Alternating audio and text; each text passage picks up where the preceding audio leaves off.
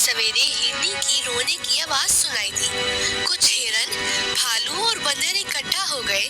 हिरनी के दोनों बच्चों की लाशें सामने पड़ी थी और उन्हें देख देख कर वो लगातार रोए जा रही थी। माँ हिरनी बोली, अब मैं क्या करूं? कहाँ जाऊं? एक नागिन ने मेरे दोनों जिगर के टुकड़ों को मुझसे हमेशा के लिए दूर कर दिया। मेरा तो सब कुछ लूट लिया। अब मैं किसे प्यार करूंगी? किसे अपना दूध पिलाऊंगी? मेरे दोनों प्यारे लाडले ही मेरी दुनिया थे। अब कौन मुझे माँ माँ कहकर पुकारेगा? मुझे भी मेरे बच्चों के पास बुला लो। एक हिरनी बोली, ऊपर वाले की मर्जी के सामने किसकी चलती है? वही देता है, वही लेता है। हम तो खिलाड़ी हैं, वही विजेता है। हमेशा उसकी मर्जी की ही जीत होती है। माँ हिरनी बोली, जब लेना ही था तो उसने दिया ही क्यों? एक झटके में सारी खुशियों को छीन लिया। दोनों बच्चे एक साथ, ये सब कैसे हुआ? माँ हिरनी बोली, आज सवेरे सवेरे बच्चों ने दूध पिया और पास में झाड़ियों के पास खेलने लगे। अचानक एक जहरीली नागिन ने बड़े को डस लिया। बड़ा चिल्लाया तो छोटा भी उसके पास आ गया। छोटे ने गुस्से में नागिन को मारना चाहा तो जालिम नागिन ने उसे भी काट लिया और भाग गई। उस नागिन ने मेरे दोनों बच्चे मुझसे हमेशा के लिए छीन लिए। बहन, ये तो बहुत बुरा हुआ। वैद्य काका आ गए हैं। वो दोनों बच्चों की नाड़ी देखना चाहते हैं। एक बंदर बोला, हाँ हाँ, देख लीजिए। एक बुजुर्ग बालू वेद ने दोनों बच्चों की नब्ज देखी और उन्होंने अफसोस से सर झुका दिया।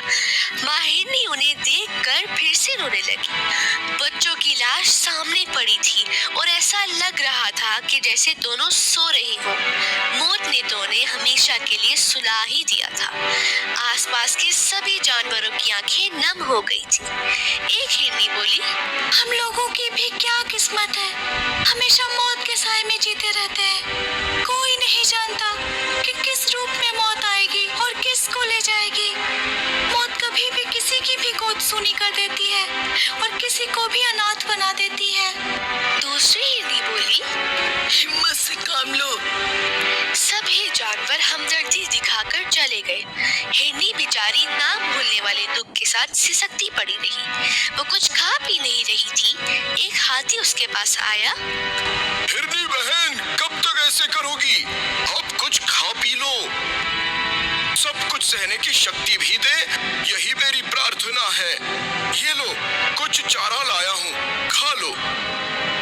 हाथी के बहुत जिद करने के बाद हिरनी ने कुछ चारा खाया और चुपचाप बैठ गई। उसे बार बार अपने दोनों बच्चों का ख्याल आ जाता था। कुछ दिन बीत गए। अचानक उसे झाड़ी सूसी नागिन के बच्चे बाहर आ गए थे। एक गोरिल्ला की नजर इस नागिन के बच्चों पर पड़ गई। वो डंडा लेकर उन्हें मारने के लिए आगे आ गया। नागिन भी आगे आ गई। नागिन बोली, ए गोरिल्ला भाई, ये मेरे बच्चे हैं, मेरे जिगर के टुकड़े हैं। इन्हें मत मारो, मैं तुम्हारे आगे हाथ जोड़ती हूँ। गोरिल्ला बोला, जहरीली नागिन, मैं तुझे भी मौत के घाट उतार दूंगा और तेरे बच्चों को भी मार दूंगा। तुम लोग अपने जहर से दूसरे को मारते हो, दूसरों की दुनिया उजाड़ते हो।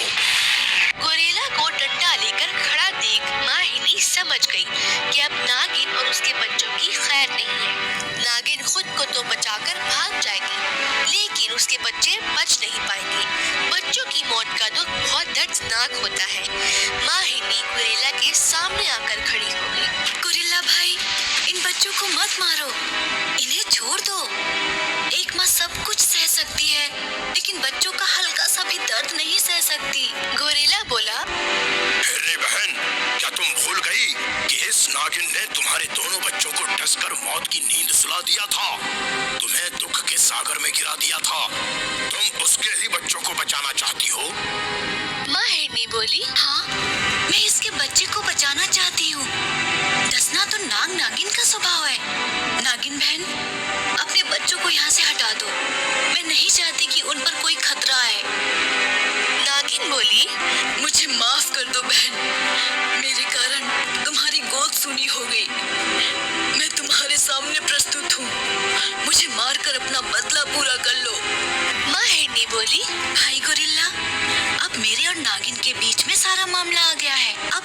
इसके किए की सजा दूंगी। नागिन बोली, हाँ बहन, मैं किसी भी सजा को भोगने के लिए तैयार हूँ। मेरा सर तुम्हारे सामने झुक गया है।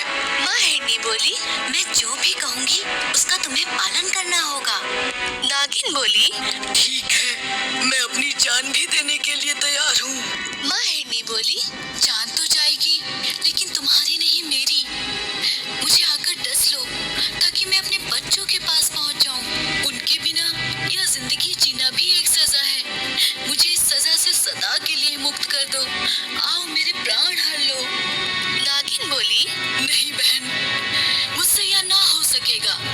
मैं अपने प्राण देना चाहती हूँ, लेकिन तुम्हारे प्राण लेने की बात तो मैं सपने में भी नहीं सोच सकती हूँ। माँ हिरनी का ये अनोखा रूप जंगल में किसी जानवर ने नहीं देखा था।